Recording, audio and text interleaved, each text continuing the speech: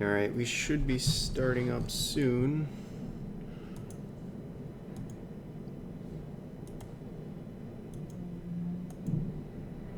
Let's see.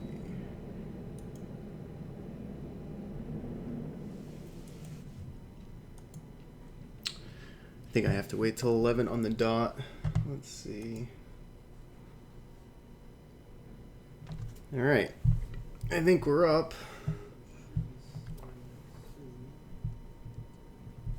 Let me know if you guys can hear me. Let's get a quick mic check.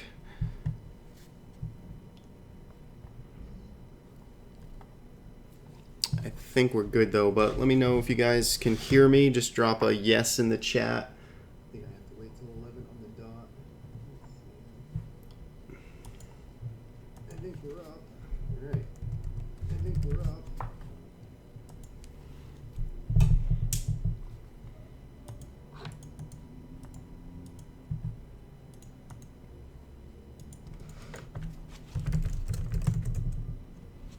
All right, sorry for the confusion here. We're going to get started in just a second. Let me just get a confirmation that audio is good, and then we'll just jump right into it. Awesome. All right. Thanks, guys. I'm going to try and keep this pretty short on what I want to cover. So if you guys have any questions, just feel free to type it out in the chat. And let's just jump right in. Let me make one quick adjustment here. Just bear with me. This is a new format I'm trying out. All right, so let's start with the S&P 500. We'll go over the market real quick, the indices, and then just want to point out a couple of stocks and markets that are moving today. And then I'll just open it up to questions. If you guys want me to look at anything, I'm happy to. So I want to try and keep this more interactive. If you guys have questions, thoughts, or anything that you want to put forward, then please do. So the SPY starting out pretty weak to start this shortened week. We're down almost 1% right now. And, you know, I was really constructive on the markets kind of coming into the weekend. I was hoping to just get a pure kind of panic melt up, but that clearly is not happening. But let's take a look at where we've come from. You got to remember that last week was a very impressive week. I don't want to go as... I mean, sort of an outlier, right? If we put fibs on the move that we had from the lows to the highs last week, which is about a 5% move in the S&P 500, we're now retracing. We're at just about 20%, 23.6% retracement right now. So for a 5% rally, you know, we're only giving back about 1% right now. Again, it's early, but this is constructive action, right? You do want to see some back and forth. You do, you know, you do want to see some of these, you know, overbought extreme sort of signals start to reset themselves. So for now, I still am looking at this market with a constructive backdrop, with a constructive lens, mostly because breadth has been improving so much, right? Advanced decline line cumulative hitting new all-time highs. Now, I know that's not the end-all be-all, but that's a really constructive, you know, signal for the markets in general, right? So looking at where we're at right now, we're certainly heavy today, right? We're declining at almost 4-to-1 pace, 3-to-1, 4-to-1, somewhere in there last I checked. So we are certainly heavy today. We don't want to see another day of follow through of this kind of heavy selling. But given where we are right now, we're only at about the 20% retracement. We're coming into some of these fast moving averages, which haven't yet crossed to the first, haven't yet crossed to the bullish alignment yet. But this is the area I really want to see the bulls kind of hold, this 206 to 207 level. That would tell me that there's, you know, a lot of strength in there if we can try and hold, you know, this 30% retrace more or less. There's no magic about this level. It's just, you know, a sign of strength. Now, there's another point I want to make here. And if you look at the SPY and if you look at the IWM and you look at the Qs right now, all of these markets are in comfortable wide ranges right now, right? So just remember that markets don't have to just go up or go down, right? They can go sideways. And that could be the most painful scenario right now, is everyone wanting to, or if many people are wanting to see that upside breakout, we don't get it and we just chop around. The other half want to see us just roll back over and take out these old highs. We don't get it and we just chop around. So basing in this sideways range is maybe what we have to do, might be the most likely, and it's probably going to frustrate the majority if we just move sideways in this 3 or 4 point range. And again, look at all the major indices and you can see they're all in wide ranges recently. Okay, and I know the stream's a little far behind and are a little bit behind, so just bear with me, but feel free, for those of you who are jumping on, feel free to ask questions. I'm not going to rant too long on my end. I do want to open it up to discussions. And then just keep in mind the stream's about a minute behind, I think, more or less. So that's kind of the SPY. I'm still looking at this glass half full. I'm watching things closely. We do want to see us try and hold up here. I'd say, 206, 207, I'm fine to let the markets come down there. Anything beyond that, and then I'd start to get a lot more neutral, just in my personal sort of allocation. But for now, we're still long the market, and we're, waiting to see kind of what happens here as this kind of works itself off. IWM is weak today, right? Down almost 2%. This is the laggard today. Financials, energy, biotech, those are all the weakest sectors today.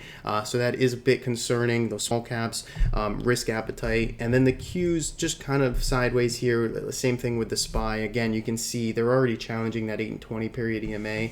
So the SPY is certainly the strongest right now of the 3 major indices. So that's about what I'm going to cover on the major averages. Next, I want to look at UNG, which is natural gas, which is down almost 8% today. Which is a big move, right? You have to go back pretty far to see a move that big. In fact, if we go and put on the rate of change indicator and just put it on a 1-day rate of change here, you can see, look where this indicator lines up.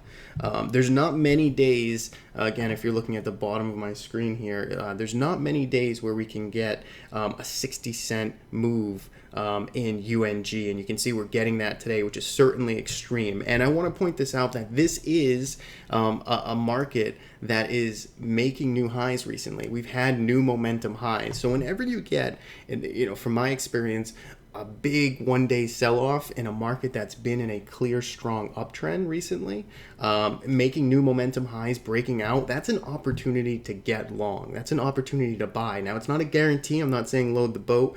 I did buy some on the lows today, just in my personal speculative side account. And so far, we're getting a little bit of a bounce off the lows right now. But when you have new momentum highs, multiple time frame, right? The MACD on the weekly is making new recent highs. MACD on the daily chart's been trending higher. So that's very constructive when you have a big pullback like we're seeing today. Generally an opportunity. Again, it doesn't mean it has to be. We can continue to trend lower and see follow through. Again, caution could be warranted if that is the case, but for now, that's the way I'm looking at it, looking at this as an opportunity to get long. USO, on the other hand, is a different circumstance, different scenario, right? Different market context around this sell-off. Down 5% on USO, but the structure of the market is entirely different. Momentum's actually been on the decline here, right? For the past couple of weeks, you can see we've really struggled to get any forward progress going back all the way to mid-May. So for the past 3 or 4 weeks, this market's been struggling. So this is a different scenario. If you look at the weekly chart, you can see we're breaking down from below this wedge, breaking through the bottom end of this wedge. We're losing this horizontal support. That's important. If you go to a monthly chart, you can see this is an even more clear kind of bear flag scenario here in this wedge.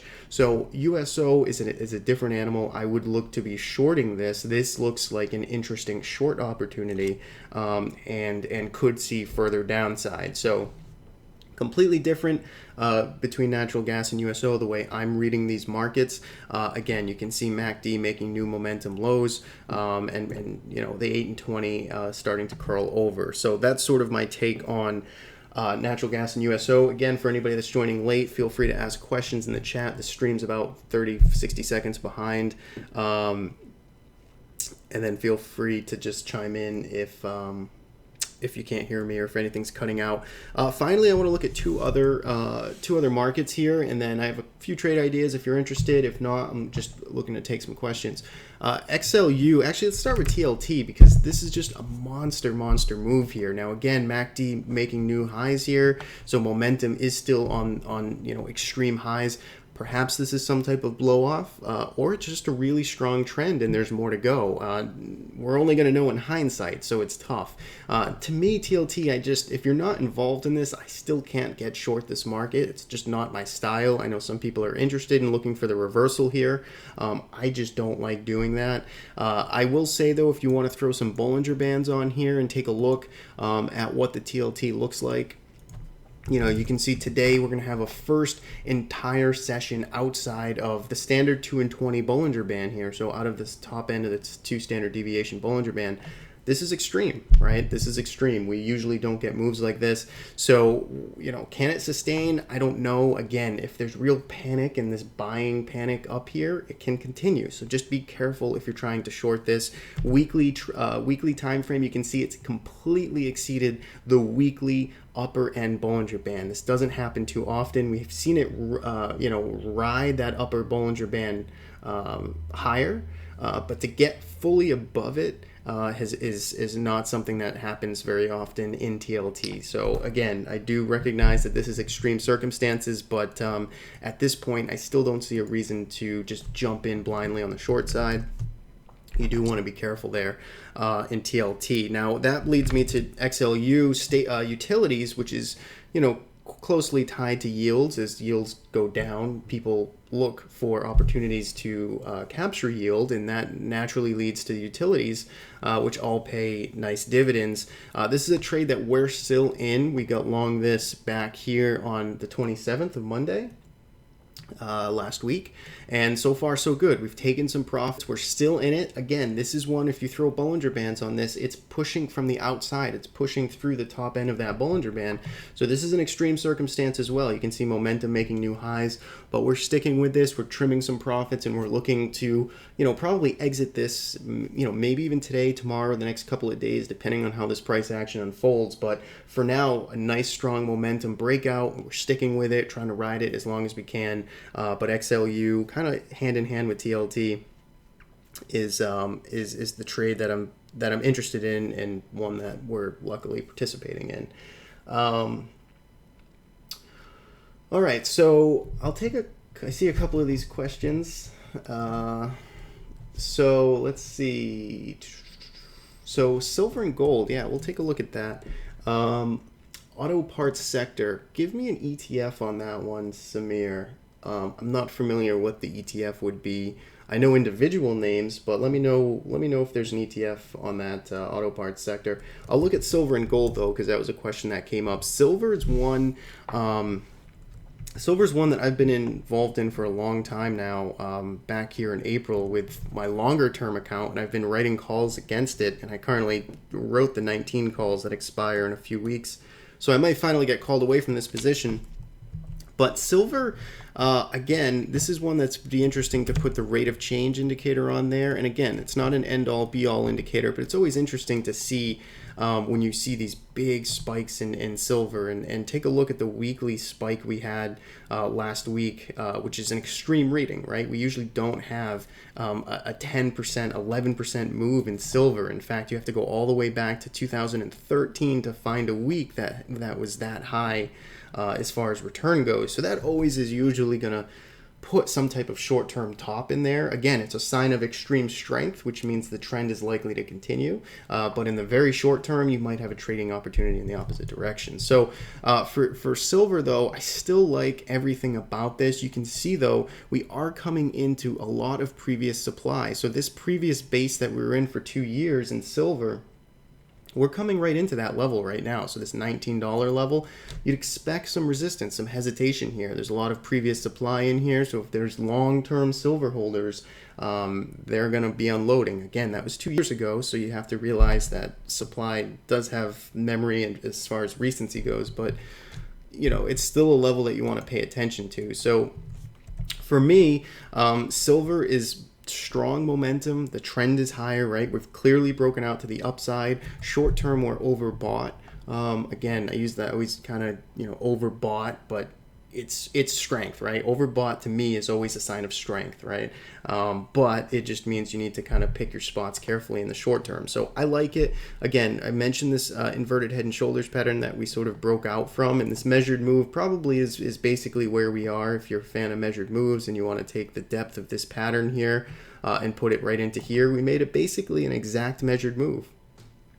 So, if you're a technician, if you're a chartist, this is performing exactly like you'd expect. So silver, I'm still bullish on it. I think it's tough to own right here to jump into it, but if you're in it, continue to trim and trail. That's what I'm doing. Again, I'm writing calls against a long-term position, so that's just a way of kind of, producing income on it, but also, I'm willing to take it off here if I get called away above 19 in 2 weeks. So it's been a nice trade. I've been in it since 14. Gold, on the other hand, a similar pattern, right? This big channel breakout. This is a big pattern, multi-year pattern. So this has a lot of life in it, and especially with the digestion that we put in here through, February through June. This was a good sized 3-month sideways consolidation that just recently broke back out. So again, longer term, this is not a pattern I really want to fight. I think the dynamics here are shifting in gold and silver. But short term, again, you just have to be careful. Depends on your time frame. Tough to chase it right here, tough to buy it here, but clearly momentum firmly on the upside. Excuse me. So that's sort of my take on gold and silver. Take a swig of water here. CARZ, more of the auto companies. All right, so let's take this rate of change off. So if I'm looking at this ETF, CARZ, and again, if you guys have any other questions, feel free. Otherwise, I'm probably going to start to wind down after this question. CARZ, this is a tough one, right, for me to be interested in. It's just generally not my style. So weekly time frame, we've been in a bear market here, downtrend since 2015, making series of lower lows, lower highs. That's concerning. Now, we did have a nice thrust off of the February lows like we did in most of the market here, right around this $29 as we pierced below 29. Lifted higher, but then it very quickly sort of broke down here, right? We broke below this $31, couldn't hold the upper end here, and couldn't break above this trend line, right? This is the trend line that's extending from from the highs of 2015. So it's really tough for me to own here. You could get interested in a trade if it starts to hold here as some type of double bottom trade, but there's still so much momentum and supply above. Not something that would interest me at all from a trading standpoint. If this is an investment and you want to try and piece into this, fine. But for me, I'd have to at least see this get above 31, and then really this trend line to see some life. Get the 8 and 20 to curl back over on the bullish side. That's sort of what I'd look at, but this just does not excite me at all. If you threw on, if you want to look hard at things, I can see divergence here in the MACD, right? We were down here making momentum lows all the way down here at these readings, and now we're coming back to the lows a little bit higher. So the RSI is probably diverging. If you're a fan of that, then you can go for it. But again, from a pure structural standpoint of price action, I'd like to see a little bit more. So I hope that helps. Hope that helps there. So let's see. ORLY.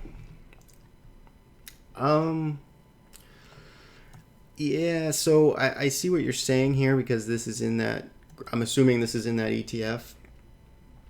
I don't like shorting this though, right? Because this is certainly the strongest of the bunch. I could certainly make the case, and I certainly would understand shorting it against the highs here. Basically, until it breaks out and really proves itself and stays at those new all-time highs, you could play this in some type of mean reversion way and look for this to just continue to base out here in this very large multi-year base. I wouldn't have any problem with that if that's your trading strategy. to me, it's just not my style, but I certainly could see the merit behind it. I don't like necessarily playing those mean reversion plays when you're in this structural long-term. Look at this uptrend on the monthly chart. I mean, that's intense. So to say that this is going to stop here, again, it's just not a high probability enough trade for me, or a trade of interest. But as long as you're defining your risk, and if it starts closing at all-time highs, you're out. Then you know, I'm not going to stop you to say that you shouldn't short it. Just, you know, be aware of what you're shorting. You know, this thing has been this thing has been nonstop higher for 30 years. So just you know, be aware of it. For ORLY. So yeah, I guess that's about it. I know this stream's a little far behind, but if you got any other questions, let me know. Otherwise, I'm just gonna wrap up here. I put a post out with some trade ideas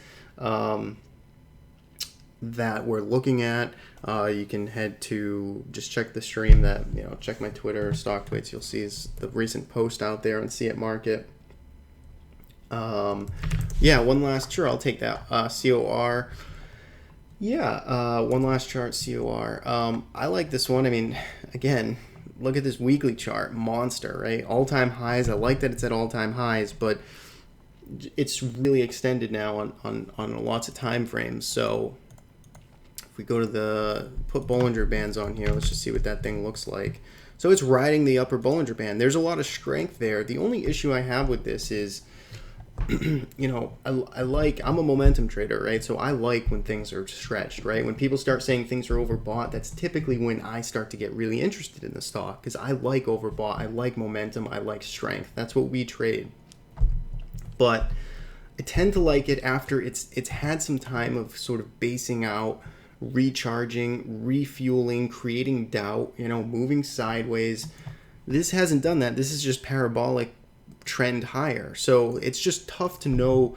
I mean, you have to close your eyes and buy it, but then where do you assess your risk? Where do you exit?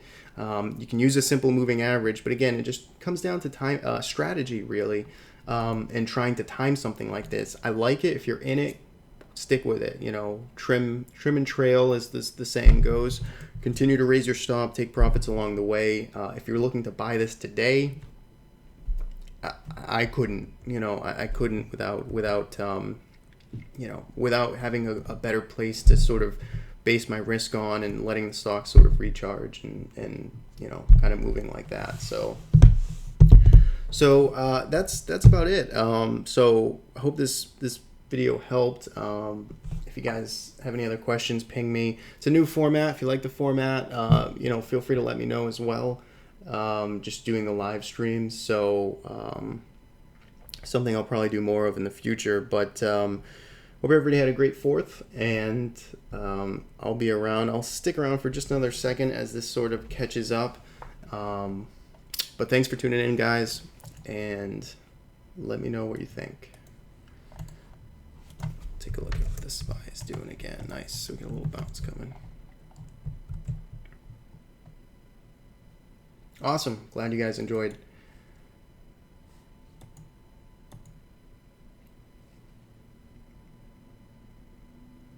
Cool. I'm gonna end it now, but thanks for tuning in, guys, and I'll catch you next time.